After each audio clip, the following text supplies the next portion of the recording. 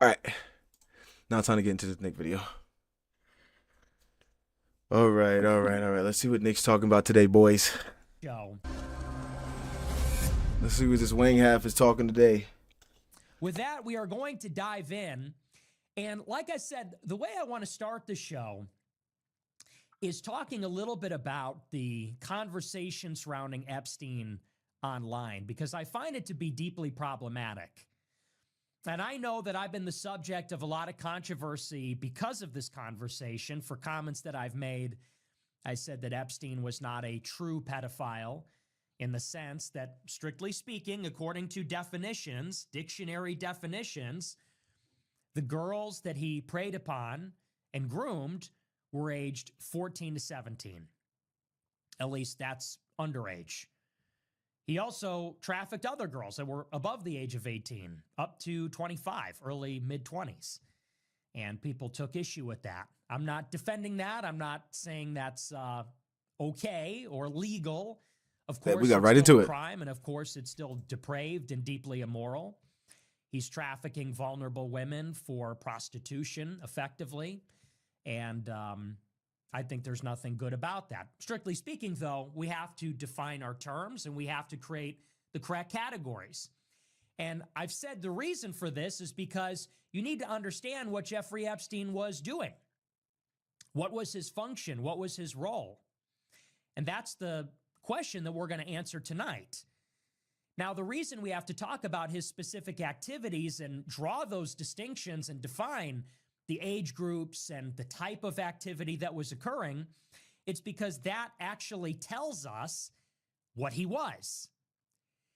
And so I've seen for the past couple of weeks, people are fixating on the fact that he was a sex trafficker. They call him a pedophile, and they focus on some of the most extraordinary and wild and actually uncorroborated, unsubstantiated claims in the files. So, for example, they look at the claims about the youngest victims under the age of 14, and they talk about ritual abuse with occult or religious significance. They talk about cannibalism, torture, and murder, these sorts of things. Now, the question concerning what Jeffrey Epstein is involves the types of activities he engaged in. And the fixation on those kinds of claims, which for the most part have not been proven, are not substantiated with evidence, in many cases involve just basic errors, basic forgeries using artificial intelligence, transcription errors, data corruption, these sorts of things, and I'll give you some examples in a moment.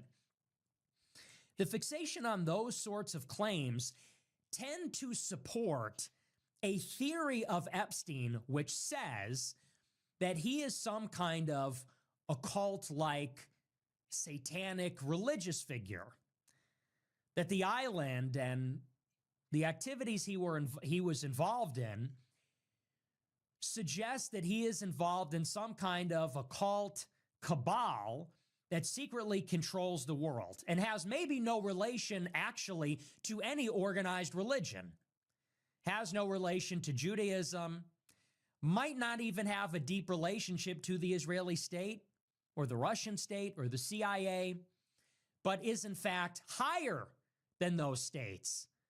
And so you then tend to get some conspiracies which say that this is an Illuminati thing. It's a Khazarian mafia thing. People talk about occult sects. For example, those led by Sabbatai Zevi and Jacob Frank in the Middle Ages and the early days of the Enlightenment. And so when we talk about what Jeffrey Epstein was doing, of course, this is in the service of understanding what Jeffrey Epstein was. What he did suggests his purpose, and therefore what he was really involved in, who he was associated with, and the kind of operation he was running and why he existed. And as I said on Monday, so much of that is problematic. We went through on Monday some of the most viral claims that have emerged from the Epstein files. And I went through some of them on the show. I even talked about them on Telegram too.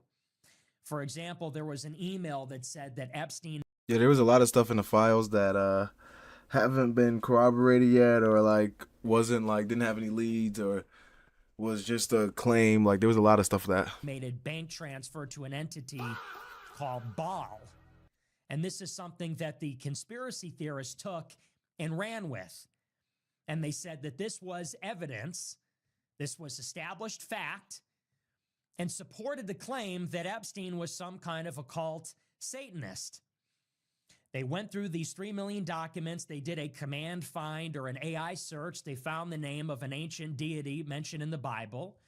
And they said, this email, which is already vague and ambiguous, this mention of Baal, this verifies the claim that he was some sort of satanic Kabbalist.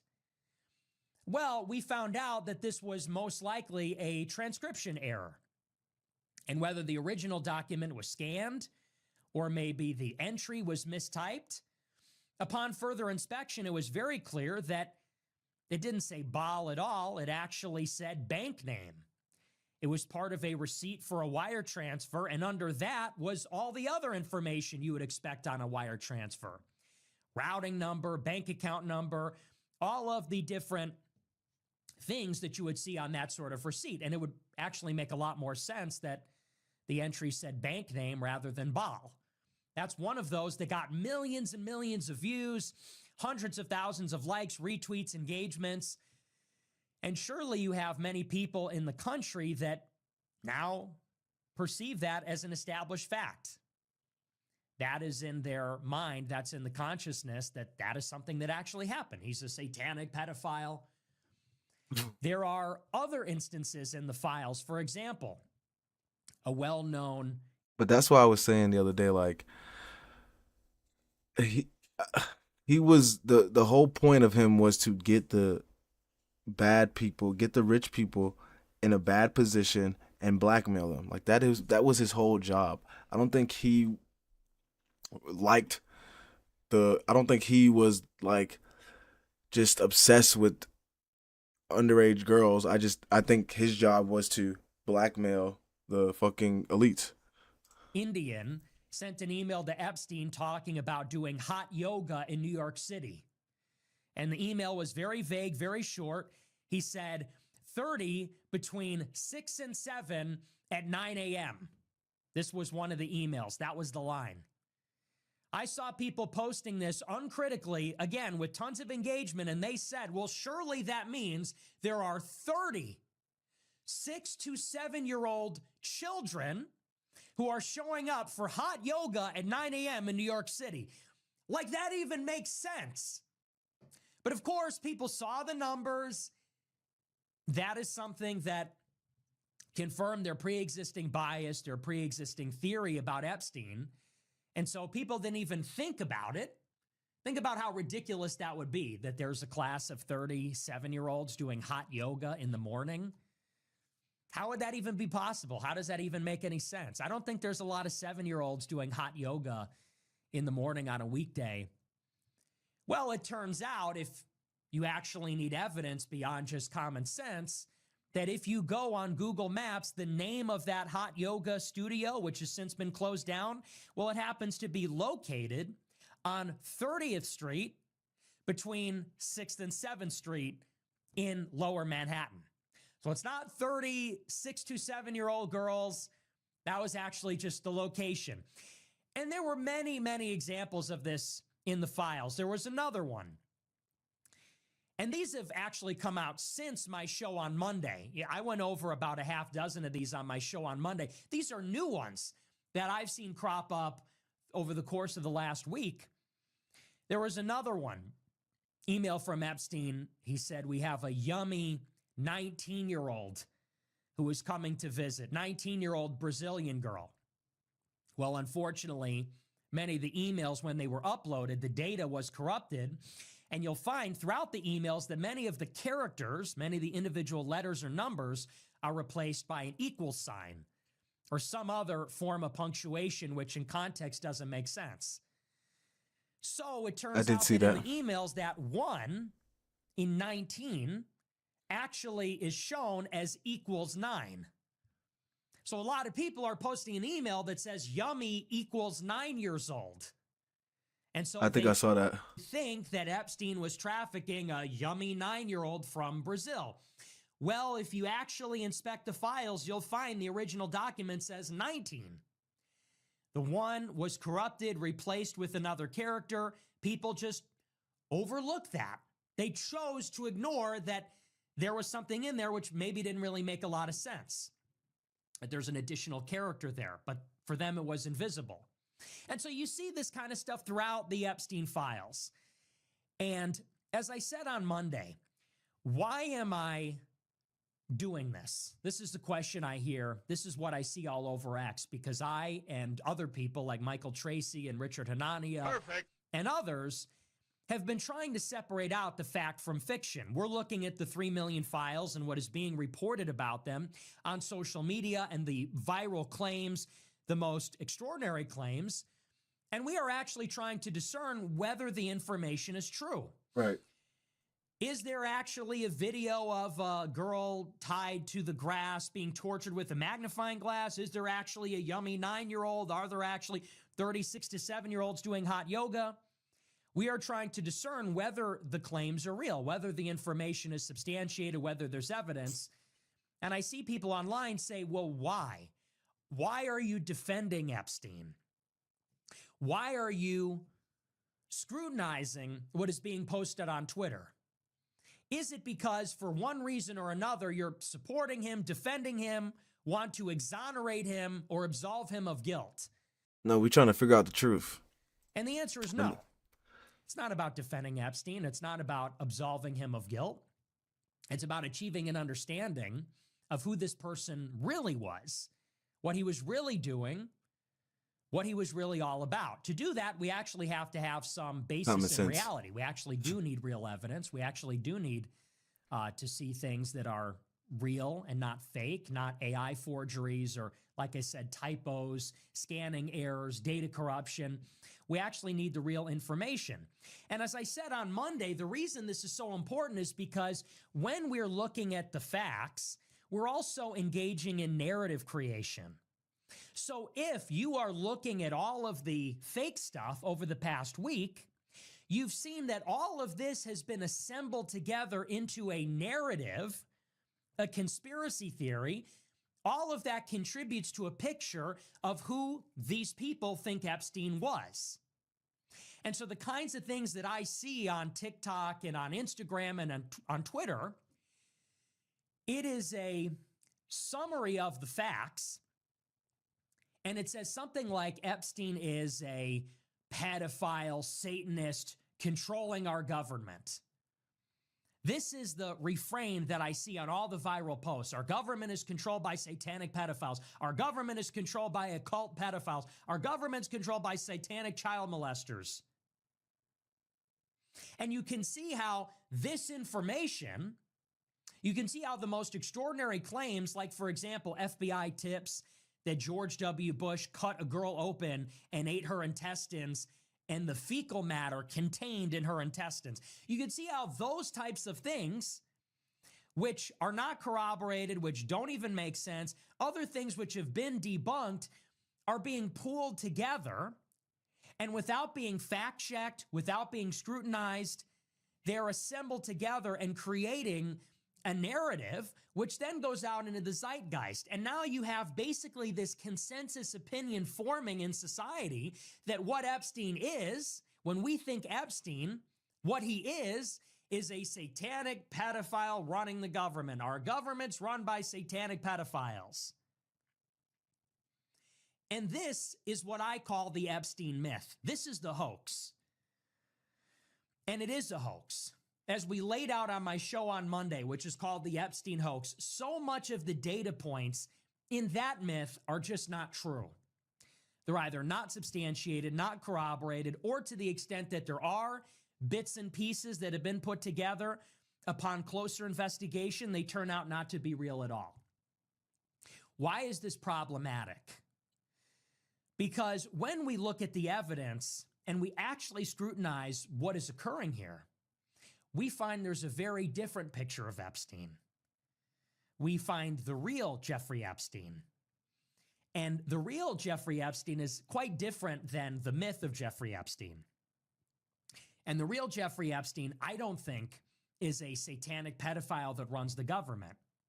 The real Jeffrey Epstein is a Jewish fixer. That's the real Epstein. That is his essence. That is what defines him. That is the milieu that created him. That is the higher society that empowered him with money and connected him to powerful people. And ultimately, those are the interests that he served.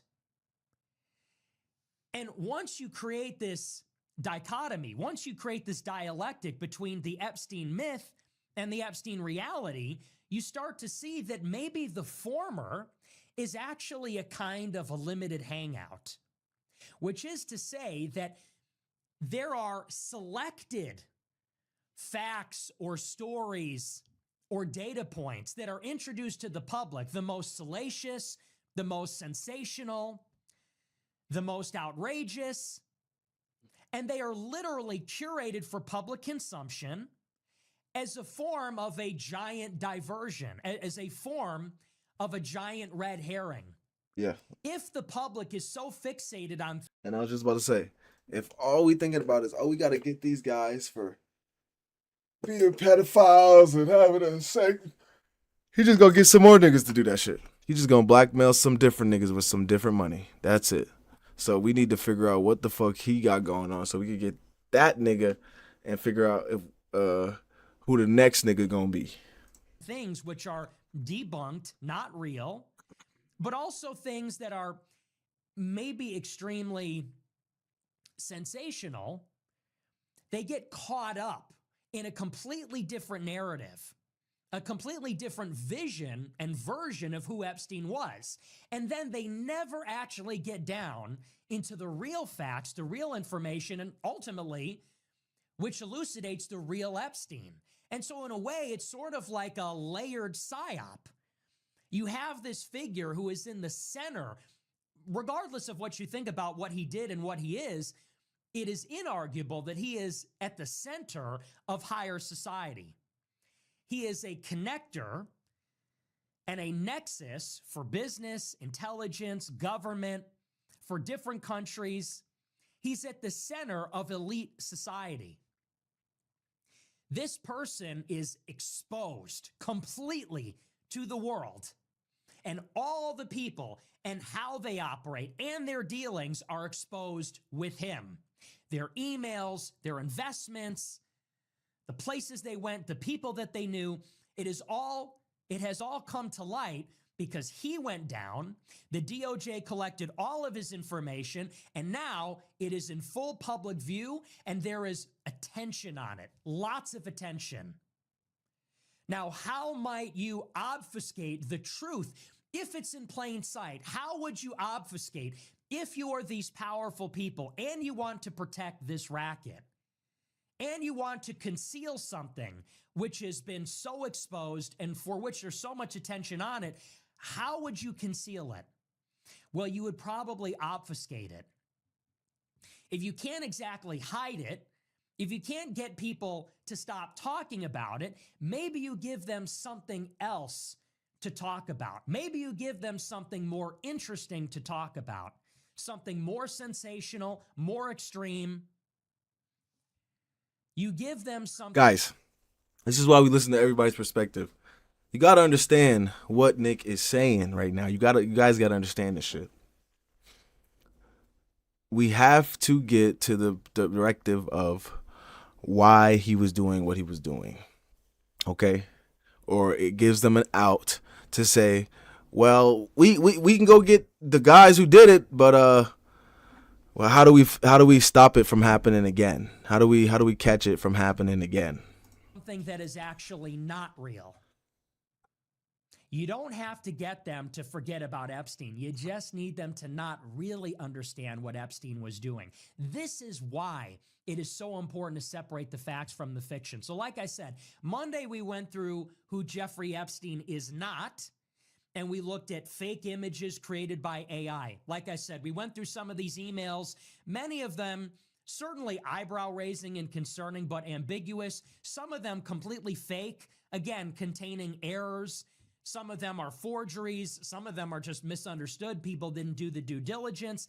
Tonight, I want to go into the real Epstein. And like I said, I'm going to paint a picture for you based on the real evidence inside the emails and the real data, which supports the claim, supports the vision of a Jeffrey Epstein who serves a very particular function, which is called a fixer. I don't think that Epstein is somebody who was engaged in magic rituals. I don't think he was somebody that was a religious Satanist. I don't even think, strictly speaking, he was a pedophile. I think he was a pervert. And I think he liked younger girls and probably a sex addict and had eclectic tastes, interest in sadomasochism, interest in pornography and things like that. And I think that what Epstein did for his clients is solve problems. Solving problems using his connections in government, in business, solving problems related to money, but also political problems. Also providing a service, which was that he did traffic women. And so for the rich and powerful, one of the ways that he would get connections to serve his clients was introducing them to women. And the women were younger, but I don't think they were prepubescent. And again, that speaks to what his real role was. The age of the women kind of gives you a clue about what he was actually up to. Were they the youngest women possible because he was just that evil, or were they women who were just young enough Get them in trouble. They could be leveraged as blackmail material, young enough where they're attractive to an older man who might not be a total sicko, but just a regular old pervert? I think that tells us what his real function was. So first, I want to talk about this article from Israel Times. It's sort of interesting. One of the things that's said about Epstein is that he's like an Israeli spy. To the extent that people are talking about Epstein's connections in this world, people say that he worked for Mossad. And unfortunately, I think this is really the only word that people know about Israel is Mossad.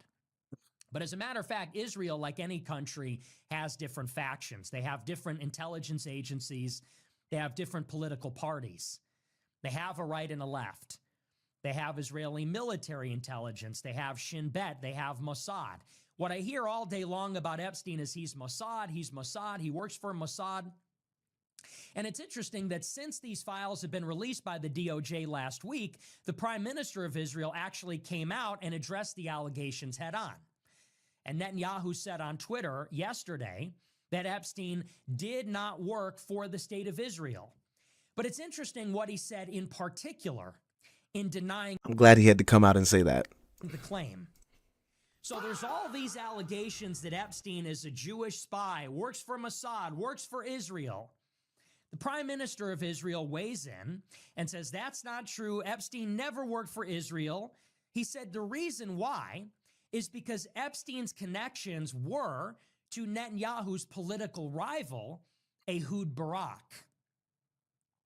So for those that don't know, Netanyahu is on the political right in Israel. The Likud party. Netanyahu is a lifelong member of the Likud party, which is a far-right party in Israel.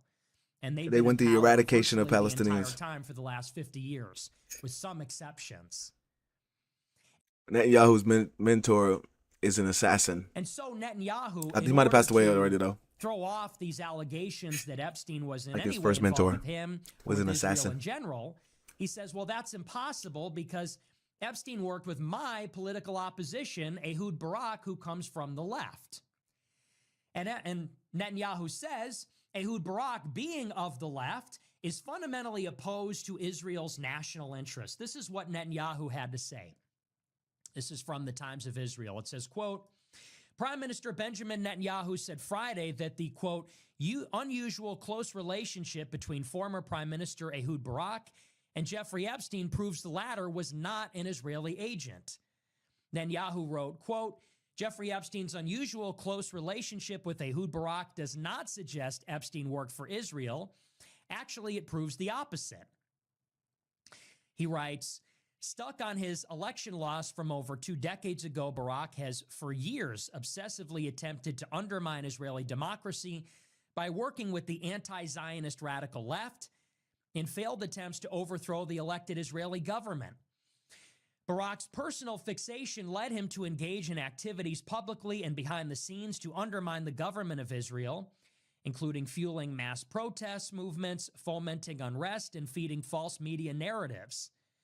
The U.S. Justice Department's release of millions of internal documents related to Epstein last week revealed and confirmed his ties to many prominent people in politics, finance, academia, and business, including Barak, who succeeded Netanyahu as prime minister from 1999 to 2001, and then served as Netanyahu's defense minister from 2009 to 2013. There is no evidence of wrong prime minister. Last week, protests, movements, fomenting unrest, and feeding false media narratives. The U.S. Justice Department's release of millions of internal documents related to Epstein last week revealed and confirmed his ties to many prominent people in politics, finance, academia, and business, including Barak, who succeeded Netanyahu as prime minister from 1999 to 2001, and then served as Netanyahu's defense minister from 2009 to 2013. There is no evidence of wrongdoing by Barak, a former IDF chief who was Netanyahu's commanding officer in the elite Matkal unit. However, after a previous Justice Department release of Epstein files showed the financier claiming to have advised Barak's 2019 election campaign, Netanyahu in November shared an article from an anti-Israel socialist outlet which suggested, based on Epstein's ties to Barak, that the sex offender had once worked for Israeli intelligence. So this is sort of interesting. Netanyahu gets up and says, there is no proof that Epstein worked for Israel or worked for Mossad. Why? Because Epstein's connection to Israel was a left-wing politician named Ehud Barak. He says, and for that reason, and reason being... Ehud Barak.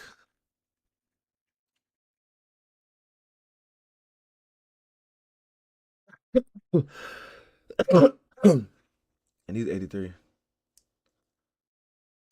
Okay, bye-bye. Rather, he said Ehud Barak, being of the political left, stands in opposition against the right-wing government. Ehud Barak is working with the Israeli left to protest the right-wing Israeli government with mass protests and influence campaigns in media. So this would sort of be like if Donald Trump said Epstein could never be in the CIA because he's associated with Bill Clinton, who is anti-American. It would sort of like be the same thing. This nigga is funny. I like him. I like him. I like him. I like him.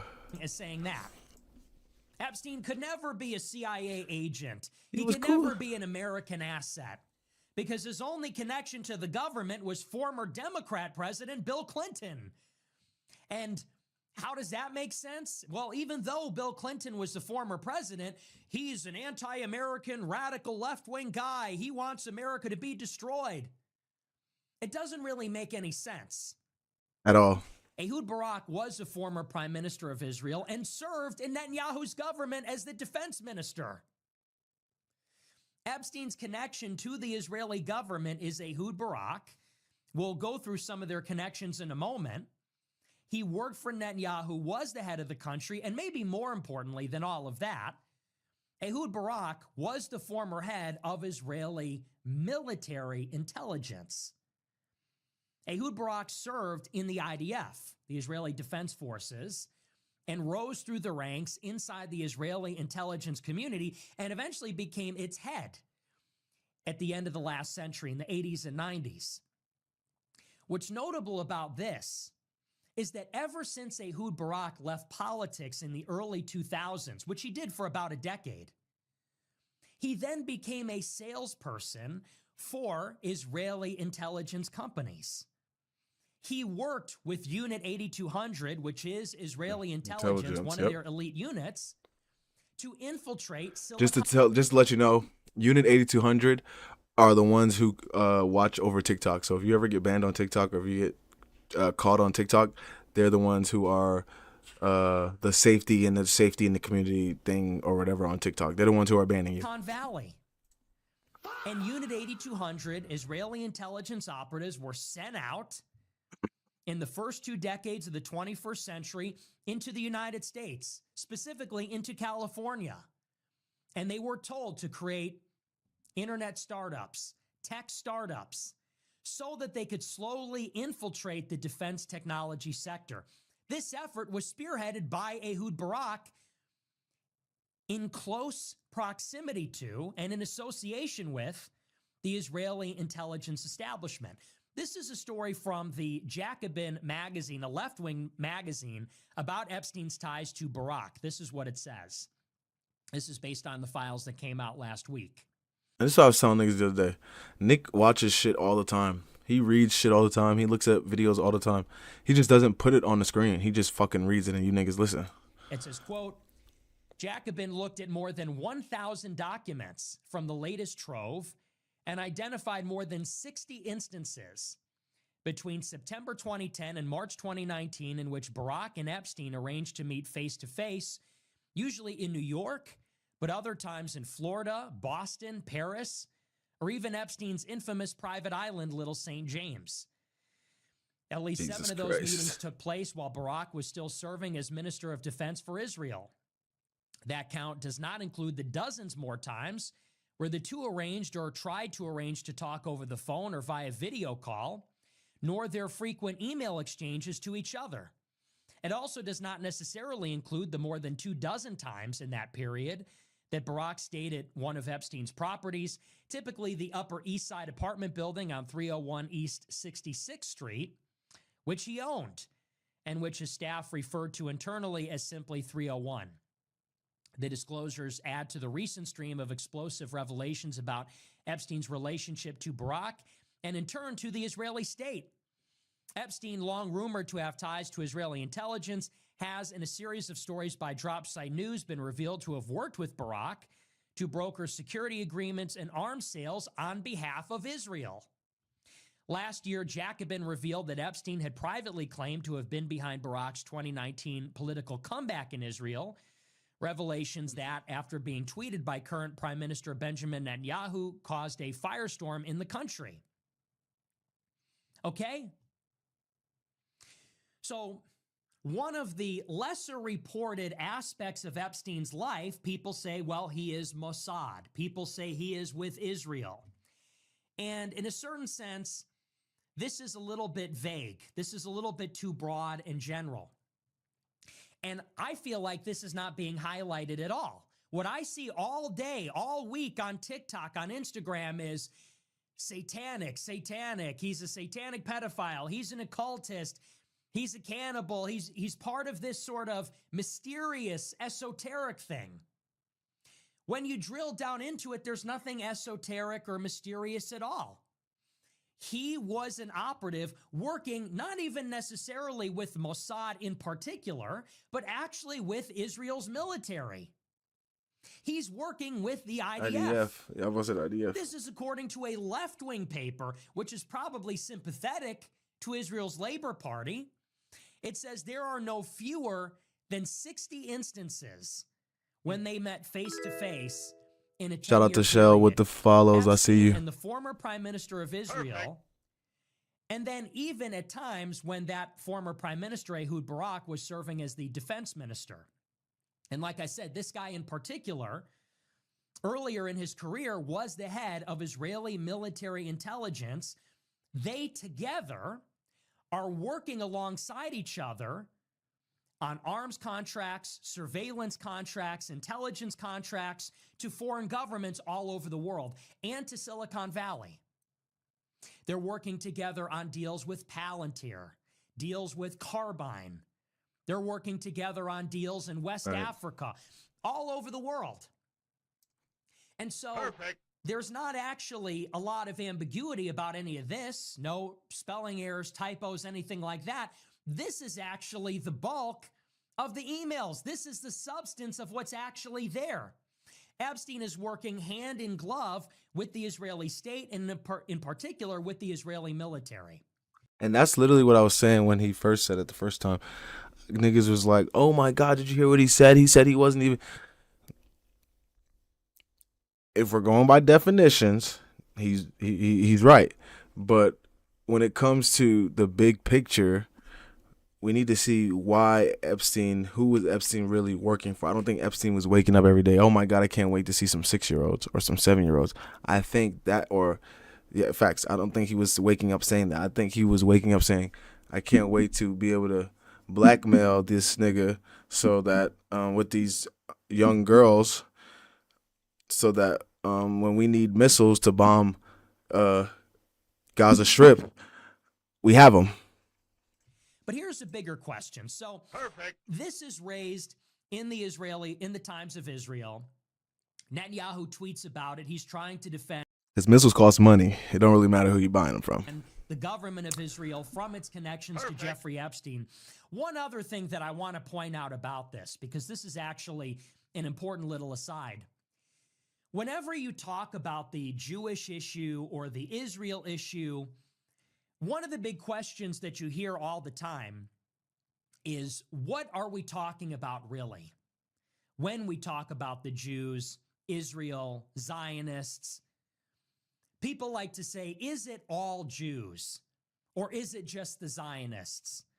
Is it the state of Israel? Or is it just a faction within the state of Israel? This particular political party or this leader, the current leader and his specific policies as the current prime minister of Israel. And what a lot of people like to say in response to this question is that, well, Jews are not a monolith. And even within the state of Israel, there is so much ideological diversity. You hear this all the time. People say, no, it's not the Jews. They say No, it's not women. No, it's not the blacks. It's actually really complicated. No, it really fucking isn't at all. No such thing as the Jews. Jews need Why? to shut up. They say Not Jews need to shut up. because Jews Women are need not to shut up. monolithic, meaning that not all Jews think the same, believe the same things, have the same convictions. People say, what about all those Jews that are against the war in Gaza? What about all those Jews that maybe don't even support the existence of Israel? And then take it a step further. People say, even Israel isn't monolithic, because there's a right wing in Israel and a left wing in Israel. People say that the right wing in Israel, the Likud party, believes the same things that the Republican Party does. On the other side, people say, well, maybe the right wing in Israel supports the genocide, but there are other Jews that do not. What is interesting about these revelations with Epstein is it reveals how little those distinctions actually matter. So, for example, people like to say, well, for example, George Soros. George Soros is a Jew, a billionaire. He's a huge supporter of the American far left, the European far left, mass migration, and he also supports the far left in Israel. And people like to use this as an example to say there's all this diversity. There is no monolith. It is so heterogeneous. They say, and so the existence of a figure like Soros and a figure like Netanyahu, that just goes to show that when we talk about this issue, it is not really based in reality to talk about the Jews as an entity, or even Israel for that matter as an entity. But what Epstein shows us, even though Epstein was working with the left-wing opponent of Netanyahu, it really doesn't matter.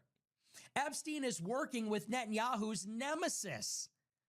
He's working with Ehud Barak, who Netanyahu is fighting against in 2019, who Netanyahu is trying to associate with the Israeli far left in 2019, and yesterday in 2026. Netanyahu and even the Zionists in America, even the pro-Israel Jews in America that are in Trump world, they like to say, see, Epstein was not an agent of Israel. He was working with the Israeli left. He wasn't a Mossad spy. He wasn't working with the Israeli state or Netanyahu. He was working with Ehud Barak. And it is true that Epstein's point of contact was with this person, with Barak. And yet it is a distinction without a difference, because at the end of the day, Ehud Barak was the head of Israel's military intelligence, not the head of left-wing military intelligence. He was the head of their intelligence community.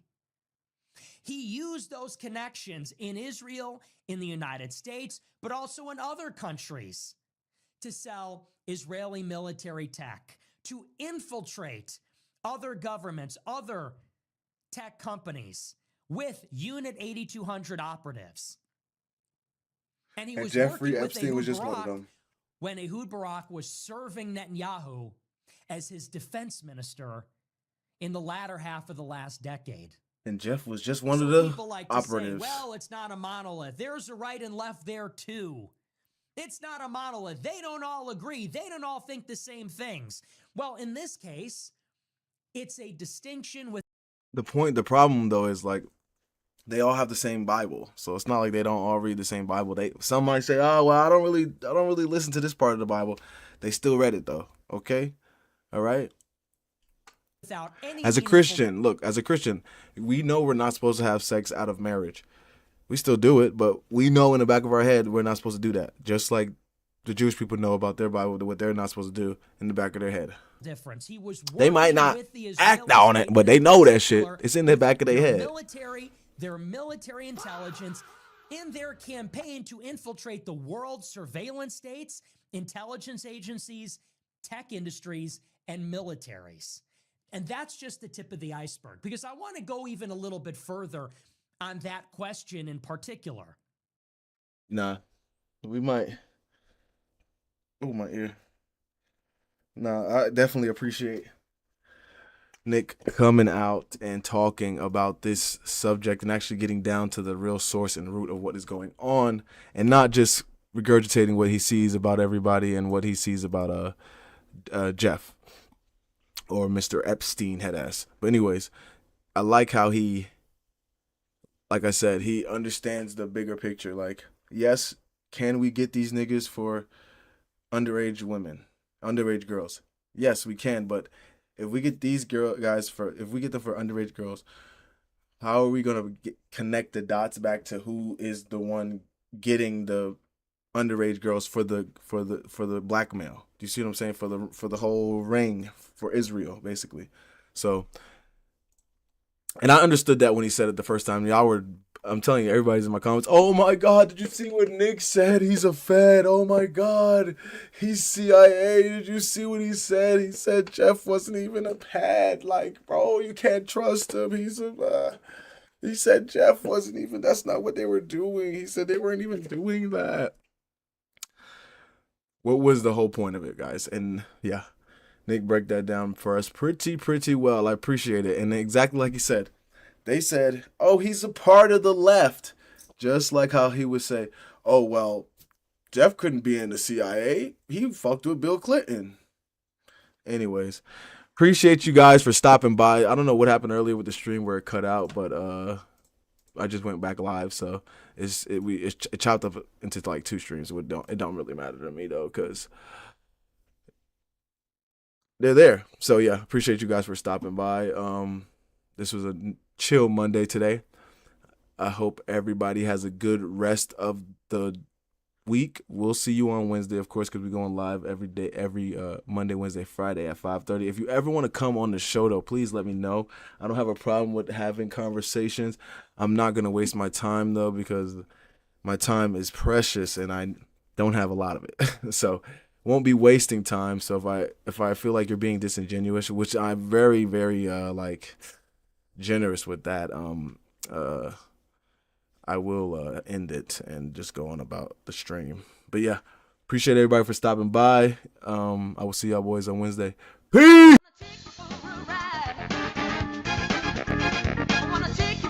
The bitch shaking it, showing it. You this, you that. We laughing at them together. Oh! So stop treating these like they mean something. Let's go to TikTok.